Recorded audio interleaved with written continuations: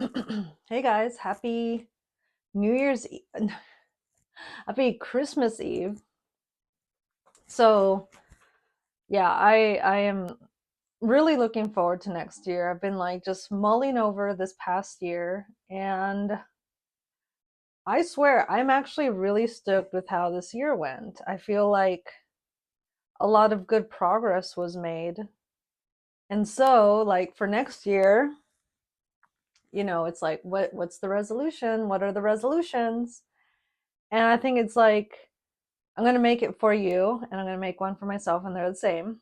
It's you just got to get wild. Like you just have to get wild. I feel like with the Mangione thing especially, it's such a great storyline. The fact that it's a real life thing and not a movie or whatever. It could be a psyop. I don't care. But the fact that it is a real life timeline happening right now is so wild.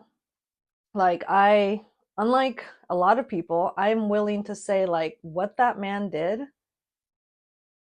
is amazing. And part of me does kind of think like, man, like it's way too simplistic of a narrative because of, so many so many things that actually also happen, like the CEO's two houses being raided the same day, somebody swatted him or something. I have no idea, but like there's just too much. And but I just love the facade of the storyline. Rich boy in pain, whether it be his like own physical or the pain of seeing his loved ones, like his grandma and grandpa die. I don't know. It's I just love it. Takes down this figurehead of greed, of what is a huge part of what's wrong with society now, of societies all around the world, not just here in America. um yeah, so next year, I think to keep the momentum alive, it's just like, you know what, be crazy. Like and that's going to mean different things for different people. For some people it's going to be, I'm not paying my fucking uh hospital bills. I'm going to live in my car, fuck rent. I'm going to drop out of school, whatever. Like, I don't know, I feel like life is just too short, and life, we realize, is too simple to complicate it any longer. Like, I've been wrestling with this since March. It's it's just it's I left my job because I was being harassed, and it's just always been like that. Because unfortunately, I realized a while ago, very early on actually, like at 18, probably even before that, but at 18, I had a kind of a similar experience wherein I was working at it was like a warehouse. We built, it wasn't this, but I'll just say we built tractors. We built tractors. There was an assembly line, we built tractors. And my job was to provide every one of the stations along the assembly line the parts needed for that station to move the tractor to the next guy. So I was really good at that job. I actually really liked it. It was fun. It was like everyone else's job where it was like the same shit every day, but it was just the novelty of being able to interact with the engine people, the the fuel people, just the different things. And it was cool, and I liked it, and it was awesome, and it was tough. Work started at 5:30 in the morning, so I had to get up at 4, something like that, 4:30 at the latest, to be out the door by like 4:50. It was tough. It was so tough. It was so tough. Physically, it was so tough. And it was a 10-hour, it was basically my first big girl job. Although I worked in aerospace before that, but it was like shipping and receiving, and that was a real job too. But like this was my first big boy job. So I was good at it. And then one day we hired I think probably a bunch of people because it was a huge company. We didn't hire like one person at a time. We hired like 20 at a time. And for the most part, like one out of those 20 would make it. So it was a hard place. But anyway, we hired this out of the group, we hired this guy. He was African. He was from some African country. And I'm 18 at this point. I'm 18. And this African dude did not want to listen to me. He did not want to listen to me. And everything was why.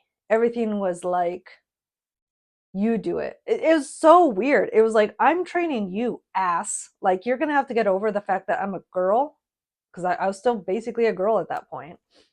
Um, so yeah, he bitches to the boss, and they totally take his side. They totally take his side. So you know what I did? I fucking walked out. I walked out and I fucked them over so bad that the boss from that company, I saw him uh when I was still working.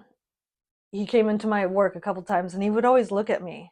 And I knew who he was. I knew who he fucking was. I had his credit card. I even had his name. I knew who he was. And he'd always look at me and he was like, he could never figure it out. And I remember one of the last times I saw him, if not the last time, I don't know. This was in like when I quit my job, February, March. He was like, "Did you work at this place?" And I was like, "No, I never have." And I could just tell he was like, "Where are you from?" And I loved it because it was just like, ha, bitch. Here we are almost 20 years later. And my face reminds you of a time when I fucking fucked you so fucking hard. Cause like, that's the thing. It's like, and that's what happened at that job too. It was like, at the job I quit, I had new people come into my work. I had to train them, but they didn't want to listen to me. And yeah, same kind of scenario. Older guy, older man, didn't want to listen to a, 30 some year old chick. Didn't want to listen, didn't want to, even though I was a master at that job and that job, no. So I've just had to, accept and move forward with the fact, because accepting that has taken almost 20 years, but now I'm moving forward and like, yeah, I'm trying to get a job, but like it's not going well. Like I'm sure you know that right now this is a very bad time to be looking for a job. It is definitely an employer's market, blah blah blah blah blah. It sucks. But I'm over it. I'm over it. Like I've accepted that employers don't really want really good workers. They really don't. They really really fucking don't. And employers and employees, like people I would be working with, they don't actually like a strong female.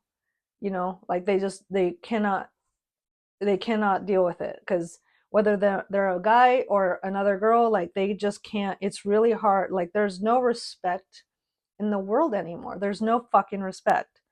So yeah, I don't, like I'm gonna keep looking for a job. I'm gonna keep applying for jobs that I like, but in terms of like accepting that I might not work someplace for a long time, I've accepted it. I've fucking accepted it. Like I would rather live off beans and rice than ever put myself in a shitty situation. Like I will never be in a shitty situation like that anymore. And as soon as, and and should I find something I like and then it turns that I'm out, like just like this last job. I don't fucking care. I don't work for weak leaders. Um and I'm not going to be made to feel bad for being what I am, who I am, and I'm not going to change into, a subservient little girl who's just like, okay, like, just okay, I'll do it, even though you're training. Like no, I don't. I'm a very nice trainer. I'm a very like direct talker. So, if you want to get butthurt when somebody is explaining to you how, it's like I just don't understand how people, especially males, older ones, don't understand that like the first month of a job kind of sucks because like everything you do is wrong or is just not exactly right. and people who are training you have things to tell you. Like, so yeah, I'm just gonna get wild. Like, I'm moving forward. I'm thoroughly enjoying my time. I'm thoroughly enjoying my time at home doing what I love, keeping my house clean, keeping my man fed, keeping the laundry into something he doesn't do like at all. Like, he went to throw some muddy pants in there from like the end of the week, and I had just done laundry, but he had these muddy pants, so he went to, I think he wanted to wear them the next day or something, so he went to put him in the laundry and went to start it, and he didn't even know how to start the laundry. That's been his laundry machine for years, but he didn't, and I love that because that's how it should be. Like, I like being productive. I like having worth. I like doing a good job. Um, I'm not lazy. And so, taking care of my man is my job now. Taking care of our house, our um, farm, whatever you want to call it, estate, whatever, that is now falls on me. Maybe not the outside so much because, like, I'm tiny, like, comparatively speaking. But like, I'm always willing to help, and I'm just so happy to be where I am. So yeah, it's kind of tough, especially now during the holidays. Like, tomorrow I'm gonna have to be around people, and they're gonna ask me like, how's job searching, and I'm gonna be like, I don't know, depending on how they ask it. Like, I'm just, you know it's just really hard. Like, I don't want to come off offended by that question, but at the same time, it's just like, they'd better fucking ask the question right, because I'm not going to be made to feel bad for preemptively opting out of society. Like, I'm not, because I am not a drain on society. I am not a drain on my man. I am not a drain to myself. Like, I love myself. I respect myself. And I have very much struggled until very recently with my purpose, and with this amount of freedom, because when you're so free, like, I mean, if you have any sort of like good sense about you, you feel like wow, I am so privileged. I am so lucky. Like, it's almost like overwhelming, and I guess that's kind of why, like, rich people, when they don't realize that they're such shitholes, because it's it's an overwhelming sense of like, damn, like, I am so blessed. But I'm never going to forget it. I'm never going to forget it. I'm never going to be, yeah, just flippantly ignorant to my life, to my circumstances. So I'm just going to keep on, the trajectory that a lot of us should have, even if we have jobs where it's like, hey man, debt is not a thing. Debt is not a thing. I'm not saying you can't use a credit card, but your credit card has to be paid off in full every month. Has to. We're not paying interest here. We're not paying the banks anything. Fuck the banks. If you can get away from banks, if you need to, you should, because they are definitely pulling down a lot of people to levels that should be illegal. Like, the interest rates right now that people are paying on their credit cards and car payments and stuff like that, it's just like, man, you are only getting away with that because people are ignorant. People are fucking ignorant to what 25% interest means. Like, I don't know, man. I don't know. But yeah, no more keeping up with the Joneses. We don't even know the Joneses. We don't care about what the Joneses do. And because the Jones, they put up the most incredible facade. Like, I found out the other day that, like, yeah, sure, two-thirds of people are living paycheck to paycheck, something like that. 60, 70, 75% of people are paycheck to paycheck. But half of those people make over $100,000 a year. So it's yeah, sure, making more money is always, it's a lot of the times it's going to be the way out of, dire financial situations. But, you can't out earn bad spending. You have to be, you have to live within, you need a budget. Like, people need to fucking budget. Like, it's not, and if you don't want a budget, then you're going to have to really, really, uh, like, not spend, like, you're going to have like two or three things that you spend good money on. If you really, really have to have a really, really nice apartment and a really, really nice car, well, that's about all you have, right? You're going to have to eat really shittily, which I think in the long term isn't a good thing, because then that's going to lead to health problems and mental problems and blah, blah, blah, blah, blah. But, there's nothing wrong with enjoying a nice house and enjoying a nice car. But I feel like it's, especially with the car, it's just like, man, like, it just, when you're in it, you're moving 60 miles per hour. Nobody knows who you are. Nobody cares who you are. And, it gets you from A to B.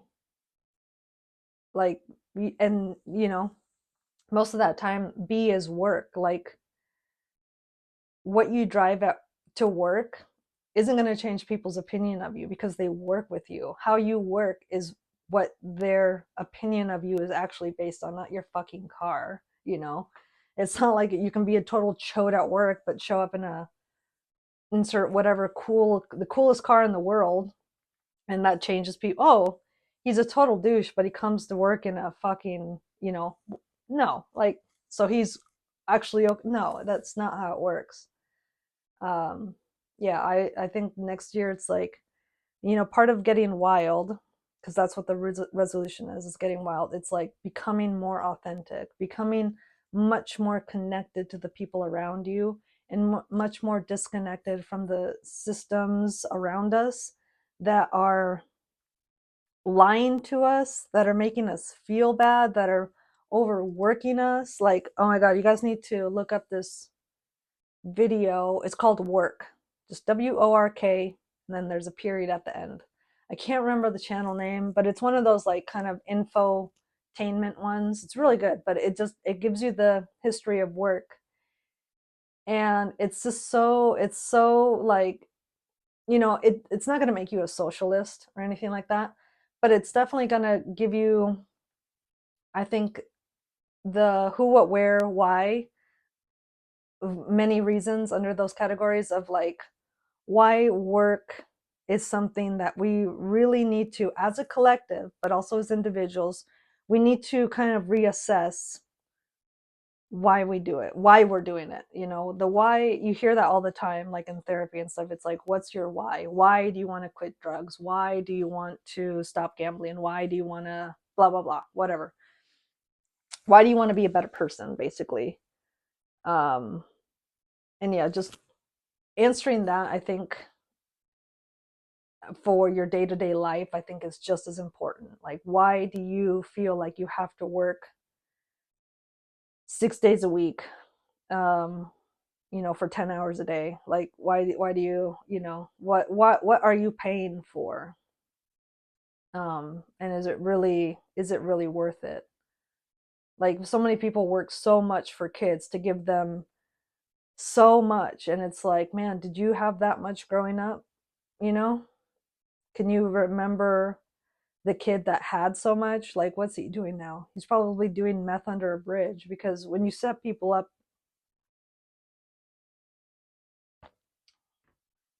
with such high expectations of what should be, you know, given to you, your status quo, for no work, like, I mean, that's the sad thing about privilege. It fucks over so many fucking people. And I feel like one part of growing up is the milestone of realizing, like, man, like, I am so much better off, to the people that did, grow up without privilege. Like, The privileged folks, I swear to God, 8 times out of 10, they're not doing okay. They're not doing okay. And the one out of those 10 is like keeping up with that life, but they're so empty, they're so unhappy, they're so stressed. Like, oh, we're done with stress. I mean, stress is good, and everybody will always have it, no matter if they have a job or not, a family or not, a spouse or not, blah blah blah. But I don't know. I think we should all be a little bit more selective about the stress that we have, the stress that we carry on a day to day basis. Like, it's just what is on your back, man. Anyway, I just want to do a quick little upload. Again, it's Christmas Eve, and my boyfriend's working a half day today. So I think we're going to go out and I don't know, he's so insistent on buying me something, and I'm just like, dude, all I need is a vacuum. Like, our vacuum just like took a shit, died. um so I just need a new vacuum, and I like the ones that are like between 60-75 bucks. Like, I don't the I think the most the excuse me, Jesus Christ, the more expensive they get, like, no, it's just it's not that much. It's like the happiness thing. After 70 grand, like, you're not that much happier. I feel like after 75 bucks, you're not getting that much of a better vacuum. It would suck, like, so he wants to get me, although he doesn't want to get me that. He's like, I'm not going to get you a vacuum for Christmas. I'm like, well, that's all I fucking need, because I have everything. I have everything, and I'm so spoiled. I'm so spoiled. I want to just keep investing in crypto, and I have. Um, and that's, I hope to God that blows up and we can, use some of the money to pay off his ex-wife, because that's a big chunk of change that she's probably going to get from us. But just to make her go away so that we can actually start a life like together without her, because she's been in the picture. you know Divorce has been such a rough thing for him to go through, and it's been so long, and I've been saying this for, god, it's almost probably 6 months to a year now. It's like, we're almost done, we're almost done, but no matter what, I know that we're gonna have to pay her off. And yeah, I feel like that's a big part of why crypto came into my life, is to be able to, boom, here's the money, go away, leave us alone, don't ever fucking, we don't ever want to hear her name again. And then life can really truly start. Because yeah, the poor man's been in, not purgatory, but it's not that dire. Well, I guess purgatory, like, yeah, because it's like when you are with your superego for so long, you know what it's like when you leave, like when you finally get out of their clutches. Like, it's just, it's so fucking nice. It's so fucking nice. um I don't know, I feel like I had a nightmare, a dream. I won't call it a nightmare, but it was a nightmare, where I was like with my ex partner again. I didn't see him, but in the dream, I felt like I was back with him. And it was so like frightening. It was so like, oh my God, like, I'm trapped again. I'm trapped again. Like, because when you're with your superego, then you're stuck with your superego inside of you too. And I remember I was stuck in my superego for basically 5 years, the entire time we were together. Maybe half of it, like 2.5 years. And I don't know, like, it was just, you could tell, like, the people that I started working with, um, towards the end of that relationship, they could just tell, like, I was so repressed. And again, I mean, not again, but like, to make it clear, like, I don't regret that relationship. I learned a lot from that relationship. That is what you get from refinement, is what you get from that relationship, that you basically can't get from any other relationship. So I guess maybe a similar circumstance, like for me, I was with my superego and I was in college, which, that for me put me in my superego too, because, it was actually advantageous to be like that, to be an ISTJ in school and to be in ISTJ mode in school. Like, that's amazing. You don't want to be the ENFP. You don't want to be the ESTP. You don't want to even be your ego as an INFJ, because it's just every one of those modes is kind of an exit point to convince yourself that college is not for you, blah blah blah. But because we were in our together the entire time I was in college, I was able to finish college, because ISTJs finish everything they start, and they are good at studying and taking notes and staying organized, blah blah blah blah blah. I don't know. I just Next year is about getting wild, like you making big sweeping decisions that radically change your life for the better. It might be rough for a while, because oh, you gotta adapt, gotta settle in, blah blah blah, gotta accept, some old life's gonna have to die, blah blah blah. Might feel alone, might be, all of a sudden I'm surrounded by people, because, like, let's say, you've accepted, damn, I need roommates, or even a roommate. It's like, damn, I'm no longer alone. This sucks. Like, I need to live alone. I want to live alone. But hey, now my bills are cut in half. Like, I can actually save, and, it won't be forever. It won't be forever. Trust me. But you just have to, get that budget. And, like Caleb Hammer, that was a really good. Did I find him this year, 2024? I have no idea. But, that guy, he had a hell of a year. That guy, I remember his trajectory, he's well over 1 million subscribers, and he did that basically all in the last year. So I feel like a lot of people are realizing, like, hey man, like, yeah, I do need a fucking budget. I do need to assess what I'm spending my money on. I do need to assess who I'm working for and how much I'm working for, blah blah blah. It's time to get radical. It's time to make changes, because I think the system is crumbling. They're doing bad. Like, I feel like this was a really bad year for the New World Order. Like, they didn't make any. There was no Rona of any type. There was no mass. Sure, they did some big damage to, certain parts of the country with HARP and stuff like that, and just their weapons of mass destruction, um, for, expedited reconstruction. But overall, it was a backfire, because so many people woke up and just realized, like, man, that ain't natural. That wasn't natural. That was not okay. And, we always know what they want. They want land. They always want land. It always comes down to the elites taking away people's land. So, if you're not sure what it all comes down to, it's like, get yourself some fucking land. Live off the land if you need to. Like, live in a tent, a little tiny house. And I don't know, like, the land will save you. The land will take care of you. And if you can have a buddy or two or three that help you, like, you can make it. You can make it with a lot less than you think.